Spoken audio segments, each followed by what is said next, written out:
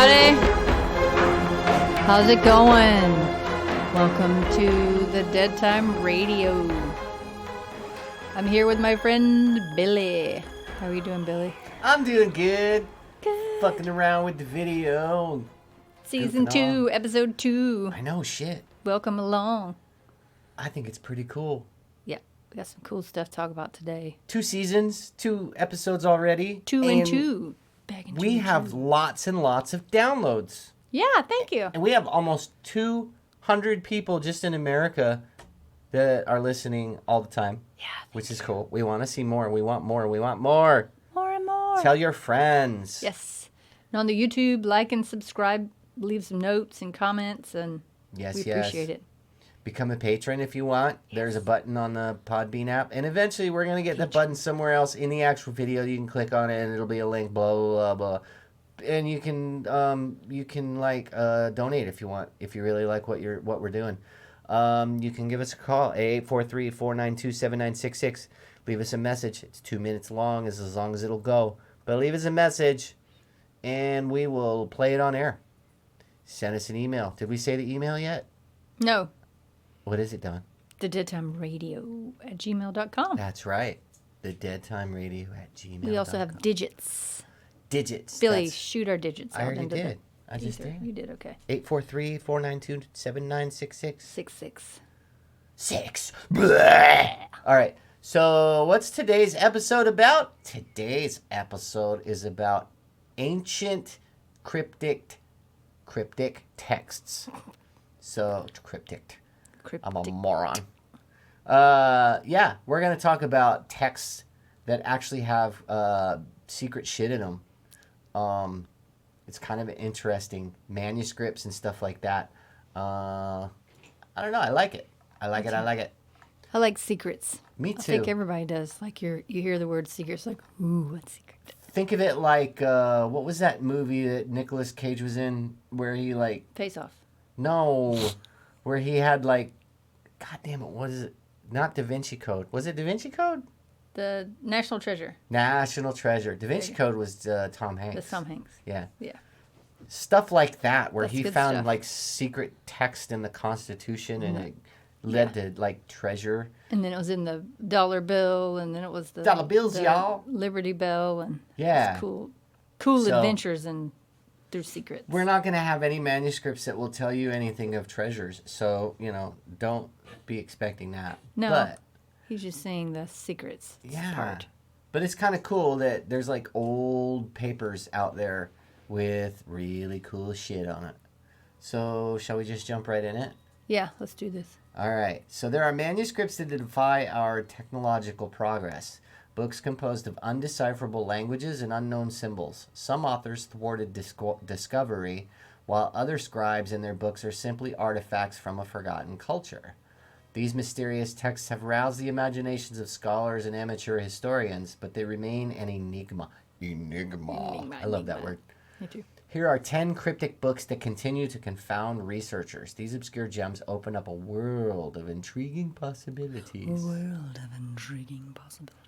There is a 600-year-old book. I watched a documentary about this, and I kind of got bored with it, but 600-year-old book written in an unknown language containing peculiar illustrations of unknown species, plant and animal. The Voynich manuscript. I told you about this the other day. You did, yeah. Nobody can decipher this book. Voynich. Discovered in 1912 and named after the book dealer who acquired it, contains chapters on herbs, biological systems, astrological and astronomical passages, and fantastical oddities. At least we think, because no one has been able to decipher its 240 pages. Wow. The Voynich has frustrated and fascinated codebreakers and armchair historians who've come up with a number of hypothetical explanations. Some believe the entire work is a fabrication. Army cryptographer William F. Friedman concluded that the Voynich was written in a constructed language, while others see it as a piece of outsider art that was composed during a trance. A popular theory about the Voynich being decipherable only under a microscope has yielded no answers. The book's bizarre marginalia, that sounds like dirty, doesn't it? Marginalia. Did you see her marginalia? Her bizarre marginalia. It wasn't like a normal marginalia. It was her bizarre marginalia. such as the drawing of a corpse holding its stomach that New Yorker writer Reed Johnson mentioned in his article about the appeal of the Voynich, teases the imagination further still. The Voynich remains an unsolved puzzle and a symbol of wishful thinking. So, is it like Tolkien's language? Like somebody invented a language and they wrote 240 pages? Or I don't know. so no one's going to decipher it except for the person that invented the language? Well, I mean, from what I saw on the documentary, they were talking about there was a guy who they think was an alchemist who wrote the book, and because his name is mentioned in it. Okay. And he was actually like the alchemist to like I want to say it was like the first emperor of not Germany. Oh fuck. Not Rome. But anyway, he was an old dude, like way back when, like when some emperor, I think it was in some Germanic country. It was either Germany or Romania or somewhere, I can't remember. But he was like this guy's personal alchemist. And that emperor suffered from melancholia. Oh. And Possession. Right, he was possessed. Possessed by the So he made some type of an elixir that made him feel better. It was probably just beer. But they say that he wrote it, but nobody really knows who wrote it, and nobody can decipher the language that's in it. So they don't know if it's gibberish or if somebody actually created a language, like you were saying, like Tolkien did. Yeah. Tolkien. It's just a strange book. Cool. What's this next one here? Reclusive artist Henry Darger created an elaborate mythology surrounding a battle between child slaves and vicious overlords that was realized in a 15,145-page saga called The Story of the Vivian Girls in what is known as the realms of the unreal of the Glandico-Angelinian war storm caused by the child slave rebellion. Dude, that alone is probably 15,000 pages, just the title. Just the title, yeah. So, the Vivian Tries. There it is. Just read the Vivian The Tries. Codex Seraphinianus Finianus is another deeply personal compendium that recalls the work of Hieronymus Bosch. Luigi Serafini's fantastical text is a roadmap of its creator's imagination. 360 pages of flora, fauna, anatomies, fashions, and foods that exist only in Serafini's head. Wow. The text, composed in a manner similar to automatic writing during the late 1970s, is unintelligible, but Serafini wanted to create a work that conveyed the sense a child has when they are presented with books they aren't able to read. So that's not really a mysterious ancient text. That's some dipshit writing a fucking story and making up his own shit while he does it. That's called fiction. Yeah. So that was not. No. What a dud. That was a dud. A Hungarian count donated the Rohank Codex to the country's Academy of Sciences in 1838, but the 448-page text containing 87 crude illustrations can be traced back to the 1700s. Pictures of military battles and religious iconography populate the manuscript. Christian, pagan, and Islamic symbolism, scholars have suggested the book's cryptic script could be early Hungarian, Hindi, and even a syllabary alphabet similar to Chinese. All of the research may be for naught, since a number of scholars believe the work to be a hoax by Transylvanian Hungarian antiquarian Samuel Literati Nemes. Will a director please use this name for their next movie villain? Ho ho. The rare book dealer is infamous for his convincing historical forgeries. So, yeah, you're probably going to run into a lot of that when you're dealing with ancient text. People making shit up. Yeah. Like making hoaxes. Yep. There was a long time where they thought the Dead Sea Scrolls was a hoax. Mm-hmm. Remember? They thought that those were not real. Yep. But there's a lot of interesting stuff in there that actually correlates, and I think they carbon dated those, and they found out that they were actually really super old. Yeah. And they were legit. Let's see here. It's been 45 years since the Zodiac Killer first terrorized the Northern California area. One of my favorite serial killers. Really? 45 years? taunting the press with coded messages. Of the 4 ciphers supposedly sent by the serial killer, only one has been solved.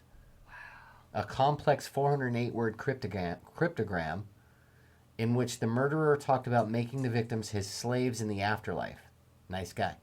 Despite a list of potential suspects, the Zodiac murders and letters remain unsolved to this day. Dude. Unbelievable. Believable.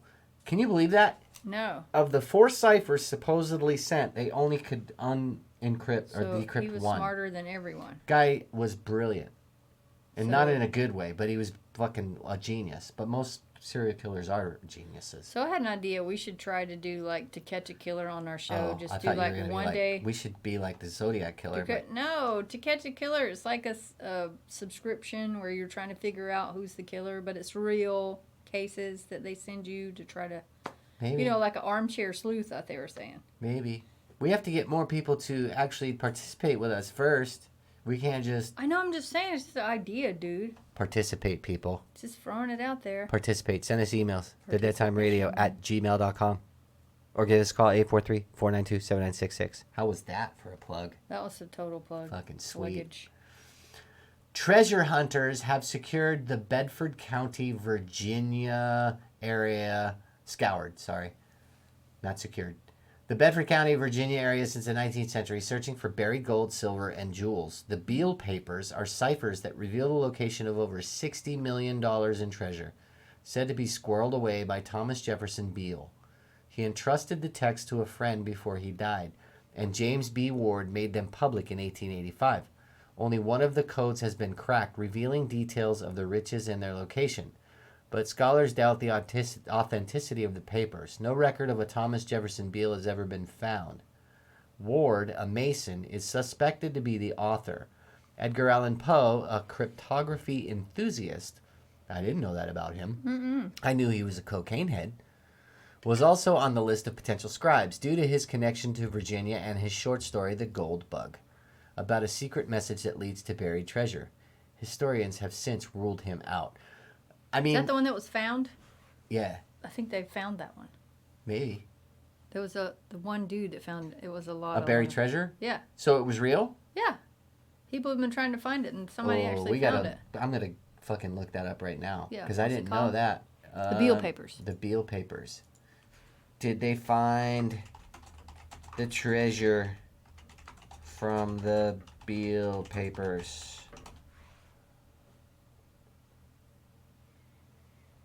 It doesn't really say much. It just talks about it. We'll have to get into that. Yeah. All right, we'll go back to that in a sec. Where was I? Oh, there it was. All right, let's see. Alchemist, occultist, and consultant to Queen Elizabeth I, John Dee, had ownership of the Book of Soiga until his death. It was thought to be lost until the 1990s, when 2 manuscripts were located in the British Library and the University of Oxford's Bodleian Library under a different title. Dee sought the help of spirit medium Edward Kelly to uncover the significance of the 16th century magical text. The angel Uriel supposedly revealed to the men that only the archangel Michael could interpret the book. Later, writer Jim Reeds cracked the code used to create the 36 tables of letters found within, but the collection of incantations, names, and backwards writing remains a mystery. Ooh. That's interesting. Yeah, I like stuff like that. Yeah. I like to do that part in the newspaper where you try to use the cipher. Yeah. I like that. Like anagrams? Yes, I like that. Wow. Is the Dorabella cipher a love letter written by a 40-year-old married composer to a girl in her 20s? I don't know. What are you asking me for? Figure it out, Billy. Edward Elgar and Dora Penny were friends for life, but an 87-character, 3-line cipher sent to Penny by the musician in 1897 could hold a deeper meaning. Reportedly, Penny was never able to translate it. Some believe it's shorthand for a musical composition. Several convoluted translations have surfaced over the years, but most of them resemble nonsense poems, which is yet another theory about the popular mystery. So, that doesn't make any sense. I mean, if he liked her, just fucking tell her. Why would he do that? Hey, I'm going to write a cipher that she'll never be able to fucking crack. She'll never know how I feel, but I'm going to do it anyway. That makes no sense to me whatsoever. He was probably dropping hints to her as to how to figure it out. Right. She just wasn't picking it up. She's doing her nails and trying to make sure curls in her hair were right. He probably wrote on a piece of paper. She was straightening her dress. Right. She wrote while he was telling her how to figure it out. He wrote the code, how to decipher it on a piece of paper and gave it to her and said, hold on to this. You may need it someday. Yeah. Yeah. She didn't have toilet paper in the outhouse that day. Just fucking tell her, dude. Okay? That's not romantic. It's not romantic. It's not romantic. That's like the least romantic thing. If I found a girl and was like, hey, read this, and once you decrypt it, you'll know what I'm talking about. She'd be like, fuck that. I would love that. That's bullshit. my jam. Oh, yeah. Yeah, yes, because you're a nerd. I'm a total nerd. And that's cool. I mean, fuck yeah, dude. Make sure my nerd card. So maybe he thought she was a fellow nerd and she just wasn't. Maybe they were both into that kind of shit, and he was he's like, a musician, and I'm gonna give her this note, and she's gonna totally figure it out, and then she's gonna ask me to marry her because she's gonna get a girly boner over the fact that I put it in. She's totally gonna get a girly boner. I don't know, man. It's just silly.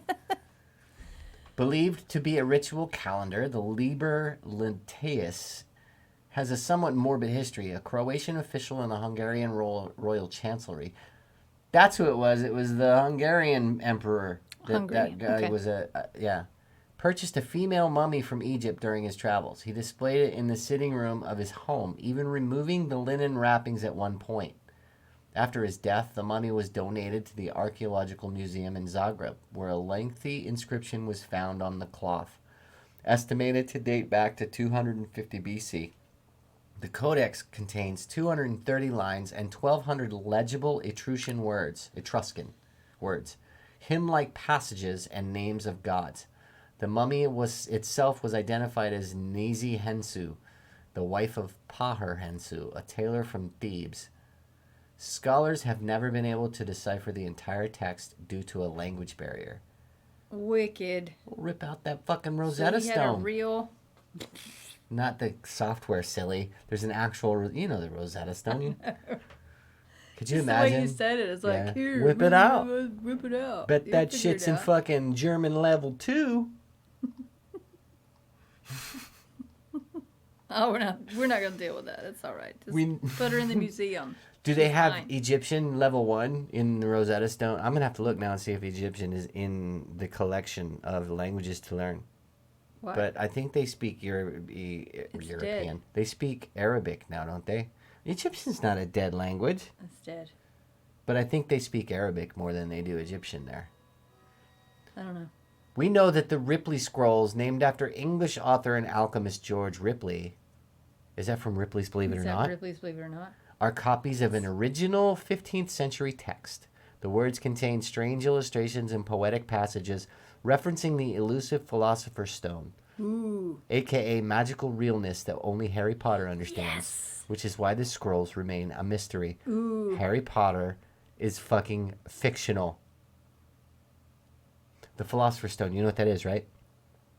I'm not talking to you right now. Oh, okay. Continue with what Why? Because he said Harry... Continue your rant. Because Harry Potter... Okay, don't touch Harry Potter. He's a fictional character. Well... That's all I said. So is the fucking Lord of the Rings, so... Well, I understand that, but this is an alchemical manuscript.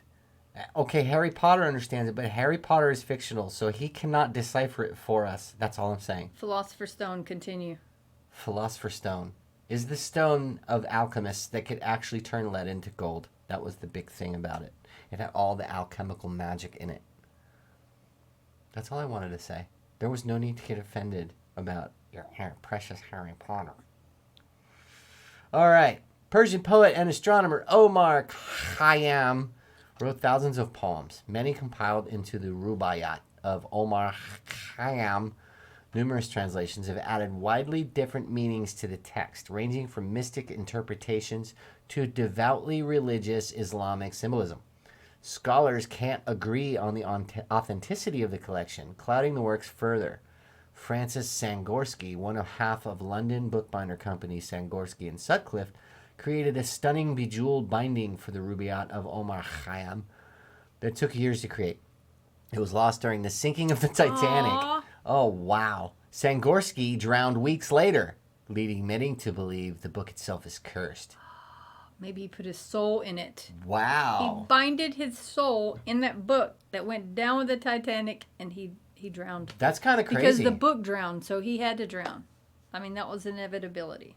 That's a little Take creepy. that, James Cameron. Yeah. Jimmy Cameron. Jamie? Jimmy. Jimmy.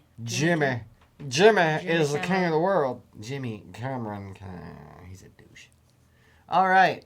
That was pretty interesting stuff, but Yeah. it was It was meh. It was meh. So let's find look at something. another one here. The Let's Ark of the see- Covenant. Let's do that Oh one. fuck yeah. I wrote that one down. That's the one I wanted Indiana to Jones. The Ark of the Covenant. According to James Davila, a professor at the University of St. Andrews, a translated text called the Treatise of the Vessels contains information about the location of the legendary Ark of the Covenant. According to the Bible, the Ark holds the 10 Commandments handed down to Moses by God. The Ark was housed in King Solomon's temple, which contained a variety of different treasures. When King Solomon's temple was captured and destroyed by the Babylonians in 597 and 586 BC, the artifacts vanished forever. Since then, the fate of Ark of Covenant has been a mystery. Indiana Jones knows where it's at. He found it. They took the 10 Commandments out of it, and now it's just a box. Yeah. So they hid the 10 Commandments. I think there was more than No, 10. I don't think they ever opened the box. I think that the last 5, somebody dropped it. Like you handed it. You were watching History of the World Part 1, the Mel Brooks movie. No, I didn't. They handed it to Chunk. I and give he you dropped 15. 10 commandments. No, so there's a big theory that the Ark of the Covenant Government is in cover-up. Ethiopia. Oh yeah. Yeah. I watched a whole series about it on the History Channel, and they were talking, like, there was a guy who was looking for it. And the Ethiopian Catholics, like, down there, super hardcore, they have this one building that's got, like, this big fence around it and everything, and they guard it. And these people are the guardians of the Ark. So is it Warehouse 13? Maybe. Does it have everything in it? No, it's just one building with the Ark in it. No, I'm saying, but it's probably got like I bet an it ant does. high where it's like there's like thousands shit inside. of catacombs and Maybe. all branches. But you off can't and- even go in there to look at it. So people they're not don't sure know what if you it's walk real in. or not. It's not like Target. So they think maybe that they're making it There's up a and they're Starbucks just at the saying it, door. or if it's really there. They don't know. That's the tricky part we're about going to it, have to investigate that. right? Has the mystery finally been solved, or have we found just another piece that fits the puzzle? Professor James Davila suggests the artifacts from King Solomon's temple were placed in various places throughout the Middle East. Some of these treasures were hidden in various locations in the land of Israel and in Babylonia, while others were delivered into the hands of the angels Shamshiel, Michael, Gabriel, and perhaps Sariel, Davila says. Based on his interpretations of the treaties of the vessels, Davila thinks that the search for the artifacts from the King Solomon's temple should be focused on the Middle East, where the treasures have been hidden. If they've been hidden there and they've been found, they've probably been destroyed by now. Or moved. Or moved. Or put a fake in its place. You know, like Right. Indiana Jones, like, whoosh. There we go. A newly translated Hebrew text now reveals the location and fate of the ark that was believed to be constructed 3,000 years ago. According to the Bible, the ark holds the 10 Commandments handed down by Moses and God. Yep, we are. So did they hand the whole Ark of the Covenant to them with the commandments inside of it, or did they build it around the commandments? I have the no idea. specific Ark of the Covenant. I have no idea. I don't either. It's just a theory. So the text mentions a number of treasures, including the Ark of the Covenant. I said it again. Covenant. It's a cover. The tabernacle.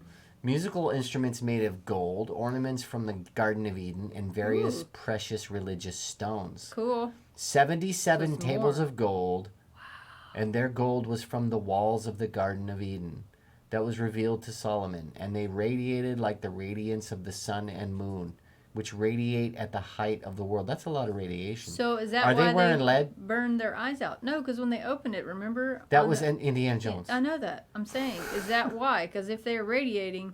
That never really happens. But it's Your radiating. face doesn't melt when the arc gets opened. It's more than that. But maybe, yeah, because there's a lot of radiation going there. Radiance of the sun and the moon. Right. The sun, if you look at it, it's going to burn your eyes out. So maybe I think that only happens if you look at it, because if you remember, Indiana Jones told his girlfriend and him to close their eyes. And then all the Nazis got their faces melted because they were looking at it. Yeah. So I think that's probably what it is.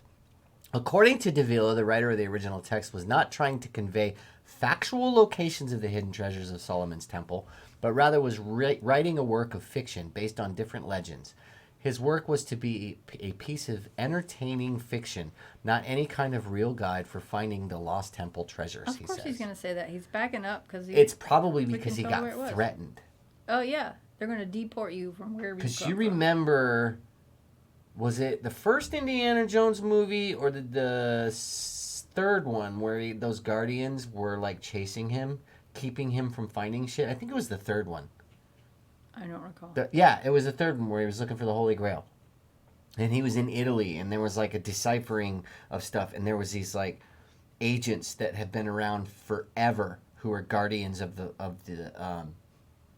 whatchamacallit, the Grail. And they were trying to stop him from discovering where it was. So maybe that's what happened with this guy. Oh. That there's like a secret organization that we don't know about. And they like live forever. They can't die. Yeah, they're like immortal, or it gets handed down through their family, like a caste system, where each family member becomes a new guardian when the other one dies. And they've been around for thousands of years. And if you get too close or find something out and you're about to reveal the location, they come and threaten you. Kind of like our own government does to us. That's what I was just going to say.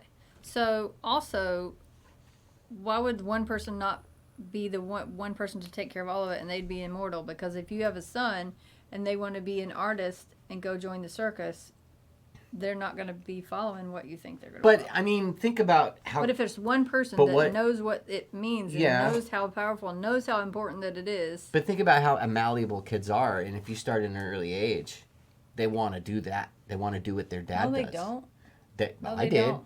Nope. My dad was in the military, and I wanted to be in the military so bad, I ended up being in the military.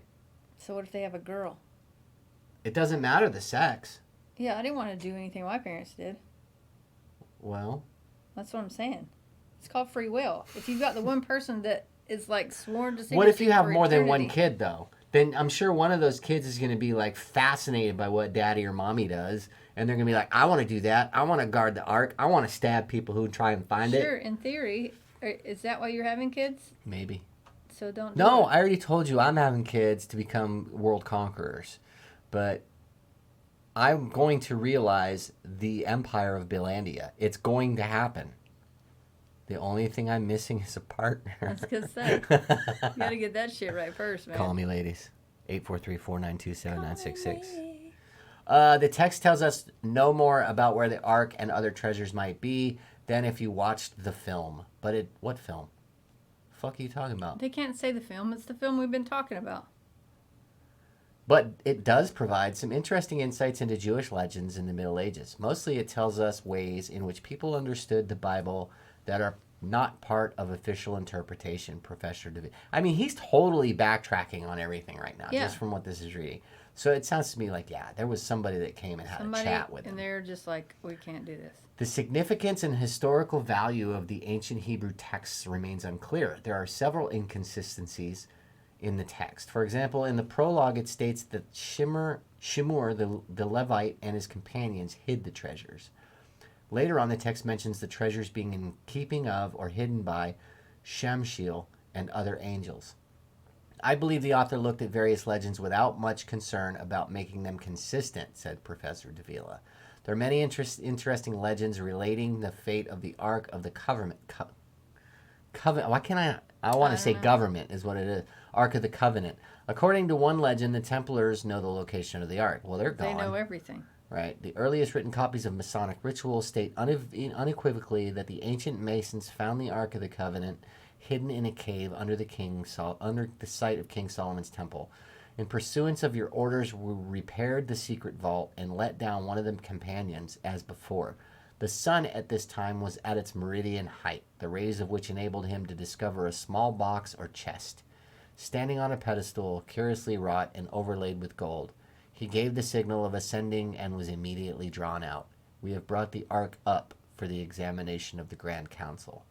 It would seem we are once again forced to conclude the location and fate of the legendary Ark of the Covenant remains a mystery that has not been solved.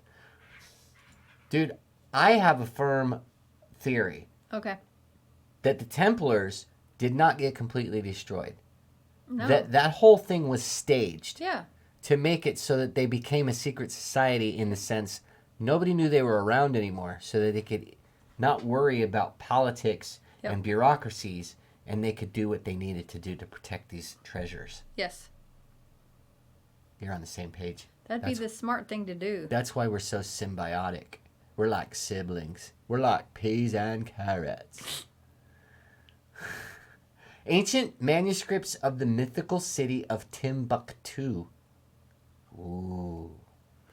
Centuries ago, Timbuktu, sometimes called the city of 333 saints, was most famous as a center of scholarship.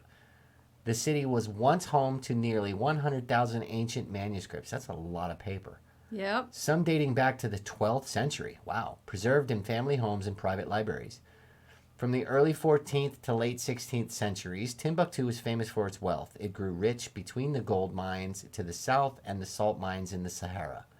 Isn't it kind of amazing that back in the day, salt was so valuable? Mm-hmm. That's where the term "he's worth his salt." Weight in salt. Yeah. Yeah, they used to pay people in salt. Yep. Dude, I'd be pissed if somebody paid me in salt nowadays. Be like, what the fuck is this? Right? In the 14th century... I have high blood pressure. Right? What the hell? I can't take this shit. I can't take this. I'm on a salt-free diet, motherfucker. In the 14th I'm allergic century... to iodine. In the 14th century, 2/3 of the world's gold came from West Africa, a large proportion of it passing through Timbuktu, where it was transferred from the river to trans-Saharan caravans from canoe to camel. However, Timbuktu, it's first of all related to books, ancient manuscripts, priceless intellectual heritage representing literary remnants from Timbuktu's flourishing 15th century. Timbuktu was a thriving center of learning, and manuscripts were highly prized. It's estimated there are 700,000 manuscripts in Timbuktu, but most of them are missing. They most probably still exist, but it is difficult to find them. The manuscripts of Timbuktu are a living testimony of the highly advanced and refined civilization in sub-Saharan Africa. I bet a lot of those manuscripts ended up in the Library of Alexandria and got burned. You think so? Yeah. But do you think that we're ciphering them now, and that's where all of our stuff's coming from? Maybe, but like that was around before the 12th century. Shit, that was before. That if it's the 12th century, that's the 1100s, right? Yeah. So, no, maybe that they had the manuscripts from the Library of Alexandria brought to Timbuktu, because that was around before this, I believe. Oh, okay. Because wasn't the Roman Empire like in the before Christ? So do you think they built that just to house all the manuscripts? There's 700,000 manuscripts. That's a lot of fucking manuscripts, That's a man. lot of paper. Okay, so real parchment has to be in like a cigar. You have to have no humidity. You have to wear white gloves. When you go in there, if you've ever been into, Yeah, you vacuum seal everything. It couldn't just be like at Costco or something. Can't go to the bookshelf at Costco. Now here's why I found manuscript. I found my favorite manuscript on here. You're gonna love this. Medieval Manuscripts reveals surprising discovery of Star Wars Master Yoda and shocking monsters. Wow. That kind of looks like Yoda, doesn't it? In the medieval manuscripts. See? So, what is Star Wars Master Yoda doing in an ancient medieval manuscript? If you're a Star Wars fan, am I a Star Wars fan? Your hat says you are. Then you are familiar with the Jedi Master Yoda. Nope, never heard of him. The best known member of a force-sensitive species whose true name is not recorded. Yeah, Jedi, dumbasses. It is a funny coincidence that a Yoda-like figure also appears in a 14th century manuscript known as the Smithfield Decretals, that are collections of papal letters that compiled decisions, decrees on church law and doctrine. In the picture, the book published by the British Library, Medieval Monsters, medieval historian Damien Kempf and art historian Maria L. Gilbert explore the fantastic, grotesque, and exuberant world of monsters in the Middle Ages through the images found in illuminated manuscripts, from dragons and demons to Yoda and hybrid creatures. So he looks like a monk. He has an orange. I don't know. That's pretty weird. Let's see. Why is his hands like fish? Right? Known in some sources simply as Yoda's species, this species of small carnivorous humanoids produced several well-known members of the Jedi Order during the time of the Galactic Republic. I didn't know that Yoda was a carnivore. Yeah. In Star Wars, the name and homeworld of this species remains unknown. Members of this species were very small, most standing below 70 centimeters, but had extremely long lifespans. When 900 years old you reach, look this good you will,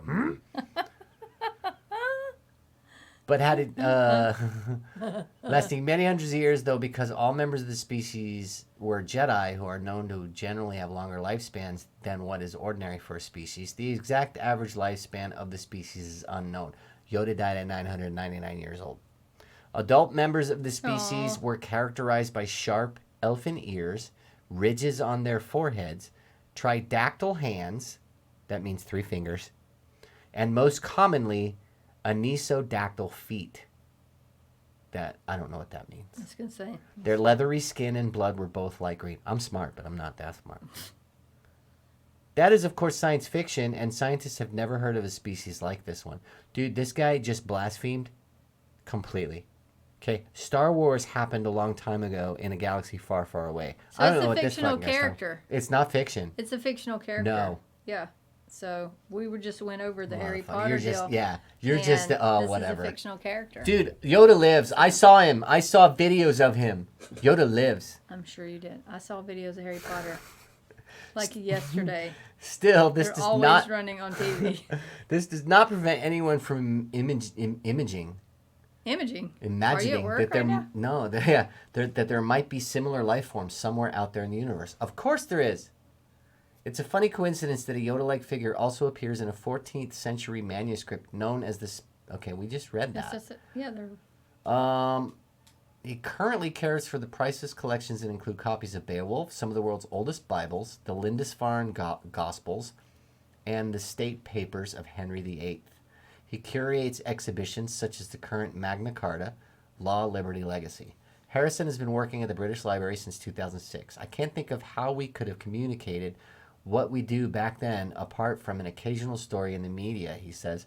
The shift began in 2010 when the library started an experimental blog to chart the digitization of the Greek manuscripts. It was a niche thing for a niche audience, he adds. This experimental project evolved into the British Library's Medieval Manuscripts blog, a lively and enlightening account of the curator's life. You know what? Harry Potter is not written in a fucking ancient manuscript. Yoda is. Okay? We haven't found it yet. I'm There's just saying. 700,000 papers. I'm just saying. I'm just saying. All right. Just Oh. saying. It's fiction. Medieval manuscripts contain hidden texts of Euripides. Manuscripts from medieval times located at the Library of the Greek Orthodox Patriarchate. Is that how you say that? I don't know. In Jerusalem, and at the National Library of France in Paris contain invisible texts written by fucking moron, It's invisible. Euripides. So it's invisible ink? Maybe. It says invisible. So how do they know He lived anything's from on it? 480 to 406 BC, a 5th century BC Greek tragic poet, and Aristotle. So Euripides and Aristotle, a Greek philosopher, as well as a previously unknown ancient commentary on Aristotle.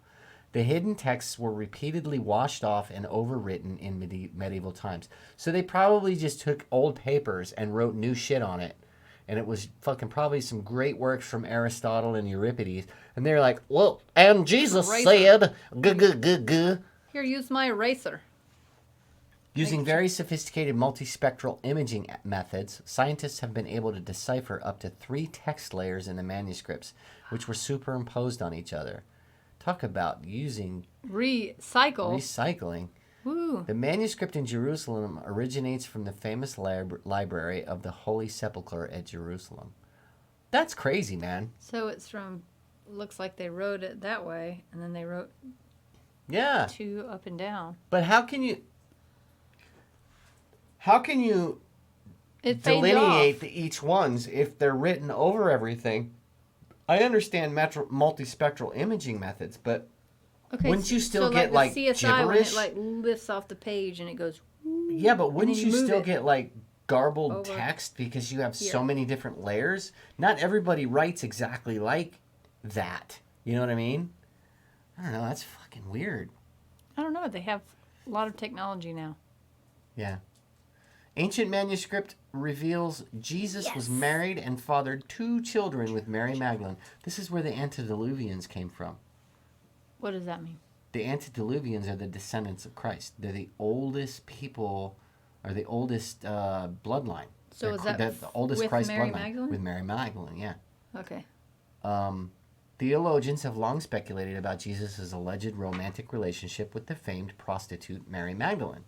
The translated text might possibly be the first real evidence of Jesus as a father and Mary Magdalene's husband. It can also challenge what is believed about the life of Jesus Christ, one of the best known and most talked about people of human history. According to Professor Barry Wilson and writer Simka Jakobovich, who examined an ancient manuscript almost 1,500 years old found at the British Library, Jesus married the prostitute Mary Magdalene and had children. The so-called Lost Gospel, which has been translated from Aramaic, allegedly reveals the startling new allegations. Professor Barry Wilson and writer Simka Jakobovich spent months translating the text, which they claim states Jesus had 2 children, and the original Virgin Mary was Jesus' wife and not his mother. No, that's not true. That can't be true. Mary Magdalene is not the Virgin Mary. No. The original Virgin Mary was his fucking mother. Yeah. And if Mary Magdalene was a prostitute, there ain't no goddamn way she was a virgin. No. So they got this all screwed up.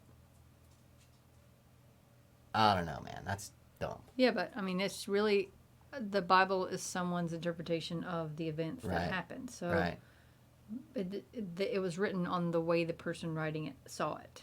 Yeah. So they didn't want to include Mary Magdalene. They would rather use the Virgin Mary? Say it was his mommy? Yeah. I don't know about that. I don't know. I don't agree with that. I think those are 2 separate people, to be honest. But I could be wrong. You never know. The Sibiu manuscript describes Middle Ages great event, rocket launch into space. What? A multi-tiered rocket is described by Conrad Haas in his manuscript. In 1961, Doru Todorisiu, professor of science and technology at the University of Bucharest, stumbled upon an ancient document, the so-called Sibiu manuscript. The 450-page manuscript, bound into a large single volume dated to about 1570, has history that goes back several centuries. It deals with technical data regarding a multi-stage rocket, artillery, and ballistics. This discovery has been lost in the mists of time because historians have never referred to this invention being of such a great importance for early aviation. The third part of the Sibiu manuscript contains a detailed report of a flying javelin with a considerable effective range and the launching of a multi-tiered rocket in the city of Sibiu, where thousands of people witnessed the event that ended up in a complete success in 1555. Wow. Now, I could believe this because we're going to talk about one of the things that we're both interested in. We saw that documentary about the alien moon. Oh, yeah. And how the moon is technically not real, that it's hollow and it's actually a spacecraft. Or what I like to call a Death Star. So maybe this is when they took off to Well, the no, I moon? think that was way earlier that they took off. But there's always talk about a whole lost group of civilizations that we're finding evidence that there was super smart fucking people way before us, that we may have had technology that was even more advanced than what we have now. Yeah, but so why in the 1570s would we not have went to the moon? Because if we were in there. I believe the 1500s was still the Dark Ages. So there was a lot of knowledge lost at one point, if you remember. So, because I think the Renaissance didn't start until the 1600s, right? Or was that? I don't know. Oh, fuck, I don't I'm remember. horrible with that, with history. I don't know, but that's kind of cool. It's there. Rockets and space in the 1500s. Pigs in space. Oh, Christ. 13th century Black Book of Carmarthen contains ghostly faces. One of the UK's most important medieval manuscripts, the Black Book of Carmarthen, is surprisingly revealing ghosts from the past after research and imaging work discovers eerie faces and lines of verse which had previously been erased from history. Ooh, look, it looks like a according kid. to new research. Yeah, it kind of does. Like a mom and then a kid's on the left. The You see two that? spooky faces hidden to the naked eye for centuries were found by scholars using ultraviolet light in the 750-year-old Black Book of Carmarthen, which contains some of the earliest written references to King Arthur and Merlin. Ooh. Was that King Arthur? The spine-chilling find jumped out from the pages under the UV light in the pages of the ancient book kept securely at the National Library of Wales. The Black Book of Carmarthen was written by a single monk around 1250 and is the oldest surviving manuscript written solely in Welsh. King Arthur makes one of his first appearances in literature as a ruler wanting to gain entrance to a royal court by singing the virtues of his men. Myrddin, better known in English as Merlin, appears in two other poems in dialogue with a Welsh poet. The ink-drawn faces date to the 14th or 15th century, and alongside them is an inscription that suggests the passing down of the book from one generation to another. As researchers shone a UV light over the 54 animal skin pages and discovered a whole host of doodles, drawings, and poems hidden into the margins. So is that supposed to be Merlin and that's supposed to be Arthur, King Arthur? like Arthur on the right, Merlin on the left. Yeah, that one, yeah. Arthur on the left and then Merlin on the right. I don't know. That's interesting, though. His flowing wizardy hair, so maybe that's probably... Is there more than... Ooh, there's... What? Oh, it's different. No, that's the paper. I thought there was more than one image. That's it. That's the next one down. The Codex Washingtonianus contains a passage not seen in any other biblical manuscript. Ooh. Located at the Smithsonian's Freer Gallery of Art, the Codex Washingtonianus is the world's third oldest Bible. It consists of the four Gospels in the so-called Western order: Matthew, John, Luke, and Mark as the... what the fuck does that mean? This priceless ancient book is heavily guarded, and it rarely makes public appearances. Then why is it in the Smithsonian? The Bible has a painted wooden cover with almost 200 parchment pages and is reportedly more than 1,500 years old. When the Codex Washingtonianus was first published publicly in 1912, it caused a controversy because it contained an extra passage in the Gospel of Mark. While researching their cultural context and physical structure, it was discovered that the Washington Codex contains a passage not found in any other biblical text, a segment at the end of the Gospel of Mark known as the Phreologion. Elogion is a saying attributed to Jesus.